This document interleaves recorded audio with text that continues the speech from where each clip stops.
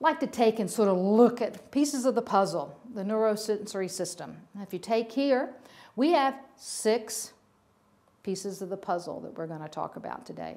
We're going to talk about the tactile system. We're going to talk about the vestibular system.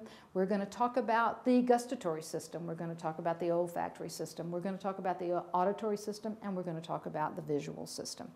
You know, everything that a human being does involves using one or more of these senses. It's, you know, it is through these senses that our infant experiences the world. We, as humans, experience sensations through our interactions with the environment, with interpretation of these senses, you know, and everything is called sensory processing. And the fact that when a child uses his senses in order to discover a new object, they create a neural pathway to the brain. So, you know, the more they use their senses, the more pathways they're going to create, and they're going to gain a more appropriate brain growth and development and a more strengthened order of processes than they would have otherwise. You know, I sometimes feel like I'm cheating you out of brain growth and development when we do these slides, because we could actually spend probably 8 hours, if not 24 hours, maybe 48 hours talking about brain growth and development and how important and how strategic that growth and development is to our infant. But I'm going to leave that challenge to you to pick up that old anatomy and physiology book that you had and to dig in deep to see when things are truly taking place in the brain and how possibly some of the caregiving practices, some of the environmental effects of our unit could possibly be could implicate some negative changes in brain growth and development for our infant. We're going to talk about the fact that in the current literature, what's happening? You know, what are we hearing? You know, is there a 7th sense? Some people say that there is. Some people say that the 7th sense is that position sense, which is called proprioception. And it develops in the womb. And you have to realize that that is giving us, or giving the infant, the indications of where he is in space, of where he is in the environment. And so consequently, you know, he's going to sense his position, he's going to sense his location, and he is going to have the orientation and the movement of the body in accordance to what his space is and what his orientation is. So therefore, you know, we need to realize that when we get this infant to our unit, after that, you know, delivery, and during that admission process, that he truly needs very positive proprioception input so that he does have a sense of his location and his orientation, and that he does feel the fact that he has, you know, that he is in the environment and he is in the proper place. So I think it's really important that we take and look at proprioception. Maybe we do indicate that it is a 7th sense. Then, of course, you know, let's take and look at sensory development. What are we talking about with sensory development? That's what takes place during gestation, okay? That's, you know, maturation takes place during pregnancy. Some of it continues throughout, you know, the birth process and throughout childhood. Develops again, as we said, in a specific order. So I think if we understand the development of the brain, it certainly does help us to take and look at our practices, look at our environment, look at our communication, to look at our interactions and see what we can do to make the environment a much more positive place for our infant to be introduced to live with, and to grow with until it's time for him to go home. Because remember, he's going to be with us for several weeks and possibly several months. When we take and we look at the first sensory system that develops, that's the tactile system, and that is the sense of touch. Remember, we talked a little bit earlier in the first session about the new theory on the universe of care, and the fact that, you know, we talked about the fact that the skin being the interface. Well, realize that the skin is how we gain touch. It's actually how we communicate with our infants. And we touch this infant the moment that he comes to us, because we're going to take him from the delivery and we're going to move him over to a radiant warmer. We're going to put him in a transport incubator. We're going to whisk him off to the NICU. So how we communicate with that infant and what we do during that period of time starts setting the stage on his vulnerability to touch. You know, our infants are vulnerable, you know, and the skin and the tactile system is that first interface with the infant. So we all need to be aware that there are some negatives to some of the things that we do. And of course, how can we introduce some positives to not interfere with that tactile system's growth and development? We want to say, you know, let you know the tactile system is the first one to develop. The perioral area is actually the first to develop. How many of you have taken and looked at some of the lifetime photos, and if you've seen any ultrasound pictures of your friends or maybe even your own baby, and the fact that you always notice that the infant has his hands close to face and mouth.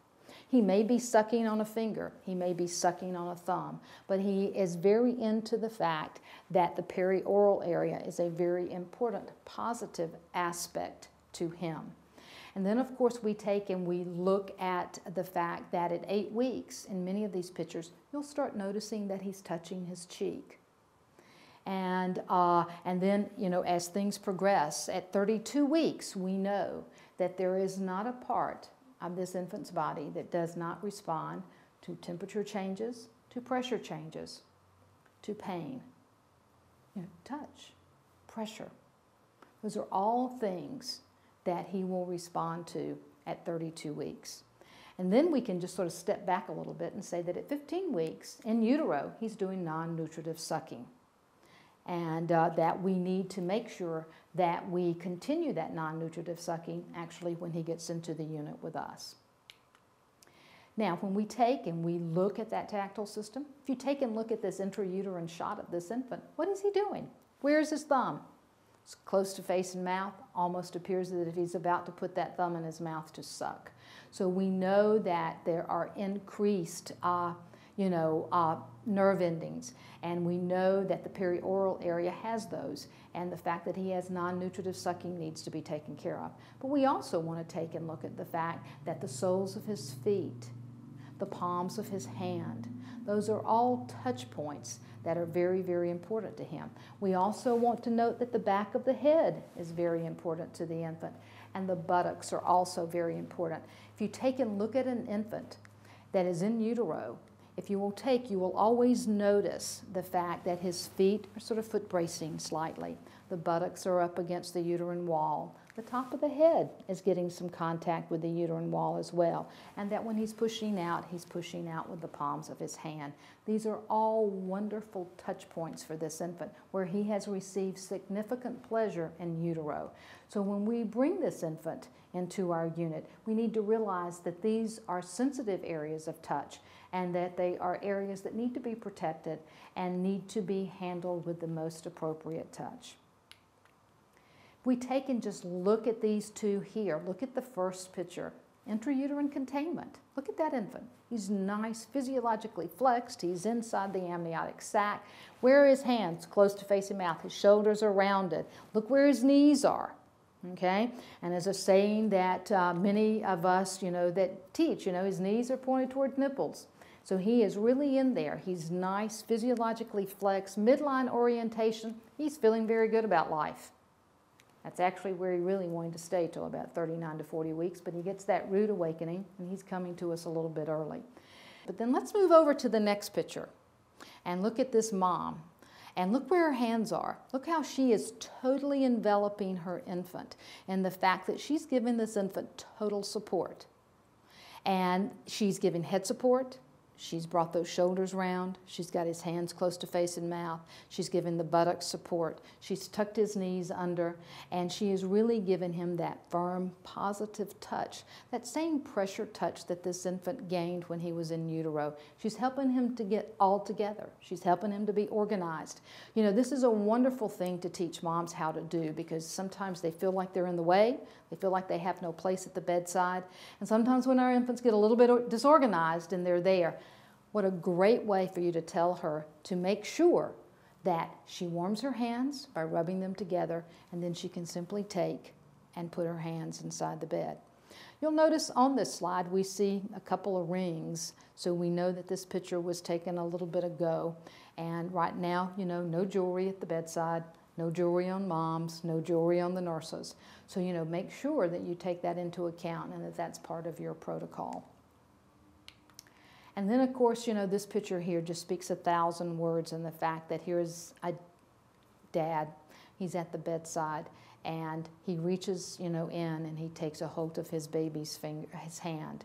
And just that mere little contact and that touch is, you know, a positive one, and one that lets the infant know that there is someone here. Because remember, touch is their main means of communication.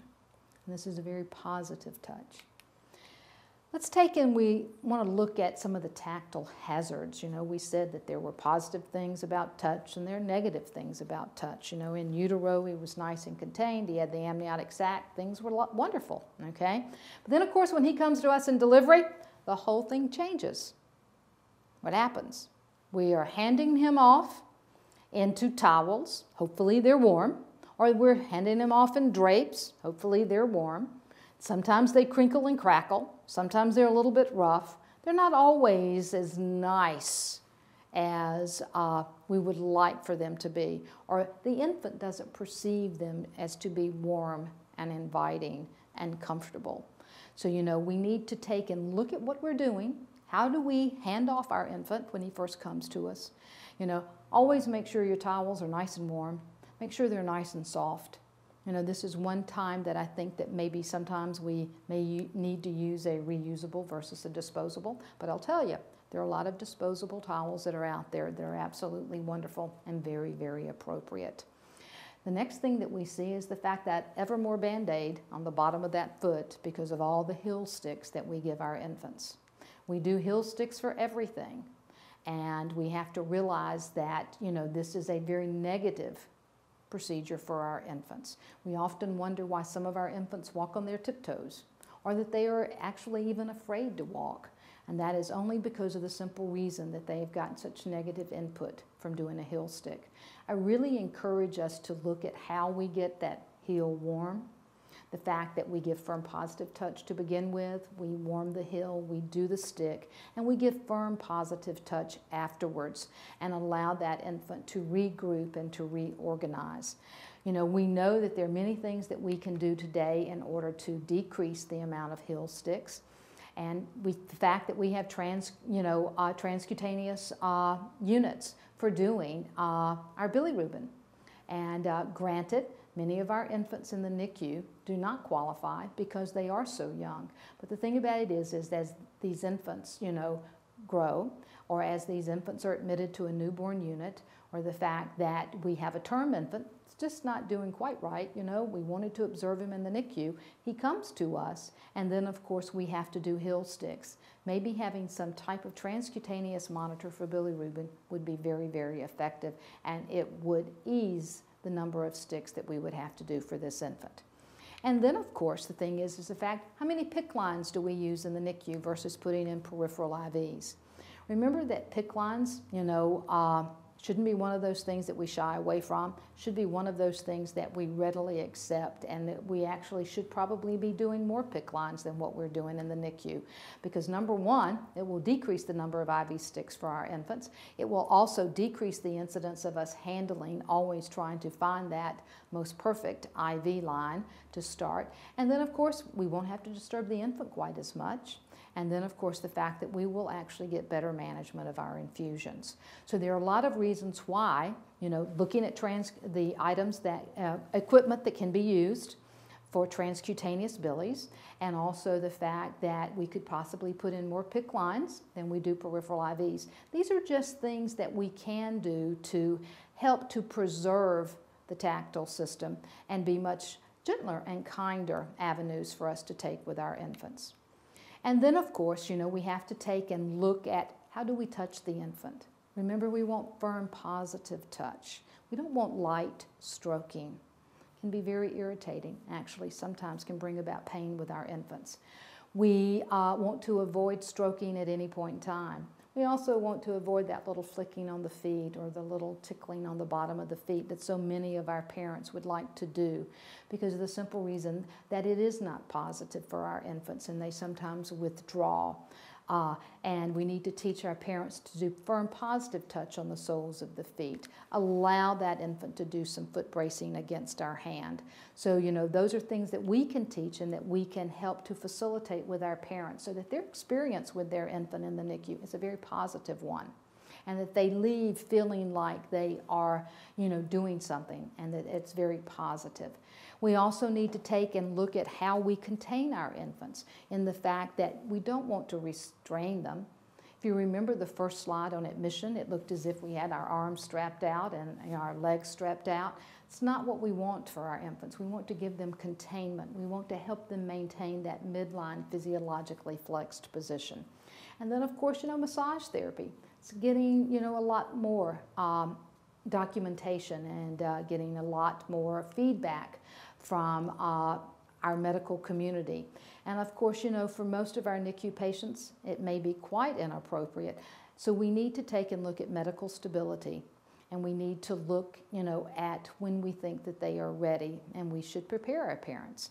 And many people say that massage therapy should be indicated somewhere around 32 to 34 weeks whenever the infant is medically stable. There are, a tremendous amount of research going on with this project. I advise you to take and to look and to research and to see what you can do to introduce some type of massage therapy in your unit, if at all possible. Then the other thing that we have to do is to take and look at our caregiving practices and our protocol and our policies and procedures. Many times some of the things we do for our infants in the NICU are because we've always done it. Well, we've always done that. We've been doing it for 10 or 20 years. Well, maybe we really don't have to do some of the things that we do on admission. Maybe there's some things that we could wait a little bit until we get this infant a little bit more stabilized. And maybe there's some things that we could avoid altogether, or maybe we can find new avenues. So, it's always room for growth and always room for discussion. But, it requires us to communicate and to collaborate together in order to provide the optimum care for our infant. And then, of course, the other thing too is to take and look at the skin care protocol from A1. And if you haven't read the latest version, I really advise that you do. It is a wonderful document on what we need to do to provide the most appropriate skin care for our infants. And we should do that, not only in what we use for skin care in our unit, but looking at it from a humidification standpoint with our incubators, as well as looking at it from the products that we use so that we create or use the most optimum products for our skin integrity. We want to take and we want to, investigate co-bedding. The American Academy of Pediatrics has made a statement that they are not endorsing co-bedding in our units, but I think that, we need to take and look at optimum times for co-bedding, when they're awake and alert, to allow them to explore, allow them to know where their other sibling is. Hopefully, when we have twins or triplets, we can house them all in the same proximity. It's nice to have a room that will allow us to monitor twins and so that they can be kept together.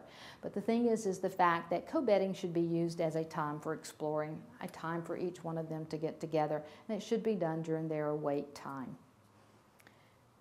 We also want to take and look at Kangaroo Care. What better way for mom or dad to get to know their infant other than doing Kangaroo Care? It is truly one of the most powerful things that we can do for tactile stimulation. It's also one of the most important things that we can do for temperature stabilization. And we also see that when infants are put on chest, that they actually really do get into sleep and rest modes. And so, moms and dads both can experience Kangaroo Care. They both should be encouraged to do so. And we should, always offer them, Kangaroo Care as soon as possible, and the fact that we don't necessarily put a time limit on it, because as we know, our infants co-regulate beautifully in Kangaroo Care, and that we give them a period of time so that this infant actually can experience some sleep and some rest and really get into that groove of Kangaroo Care. I have been talking with many people, reading several articles and finding out, we used to do Kangaroo Care for 30 minutes. Well, it took us 20 minutes to put them on chest. They were on chest for 30 minutes. It took us 20 minutes to get them off and get them settled back in the bed. This infant never really got to co-regulate with mom. This infant never really got to get into a sleep or even a rest mode. So I highly encourage you to look at what your time factors are and to look at extending those so that we actually get into some of the stability modes that Kangaroo Care can provide us. Infants not only, receive wonderful tactile stimulation, but also they, know what their mom smells like. They know that this is their mom. And of course, the same with dad. And the fact that, they enjoy that time. I think it's a very special time with dads that we give them the opportunity to do that. And that mom and dad both share in this responsibility. Remember that, dad will not be a thermoregulator for his infant, as mom will because of the hormones and so forth. But he will be, a wonderful adjunct if mom can't do it. And that, he is available and to share that time. I think it's wonderful to start Kangaroo Care in the NICU, because when we take these infants home or when we transition them out of the incubators to the open cribs, what are we going to be practicing? Back to sleep. American Academy of Pediatrics wants us to institute back to sleep programs and so forth, and tummy time to play. I can't think of a better time for dad or mom to have interface with this infant once they get this infant home than to do Kangaroo Care, and we get that tummy time. And I think that's a great way for dad laying on the couch or he's laying on the floor. We can put that baby on chest, and not only are we getting that good skin-to-skin tactile stimulation, but we also are getting that tummy time that is so desperately needed with the Back to Sleep program. So I think that we have to take and look at all the benefits of Kangaroo Care, the emotional healing that it can bring to mom as well as to dad. And but it really can only be done if we can find a comfortable place or a comfortable chair for mom, and the fact that we work with her and encourage her to do this. So, and I think that moms feel more comfortable doing this if we as staff really believe in it and it's something that we want to do. So I highly encourage you to maybe add that to your list of things that you would really want to promote and do more of. I think probably all of us do Kangaroo Care. How often do we do Kangaroo Care? And, how willing are we to offer it to our parents? So I think that looking at it from a tactile sensory standpoint, it's one of those things that we really need to reevaluate.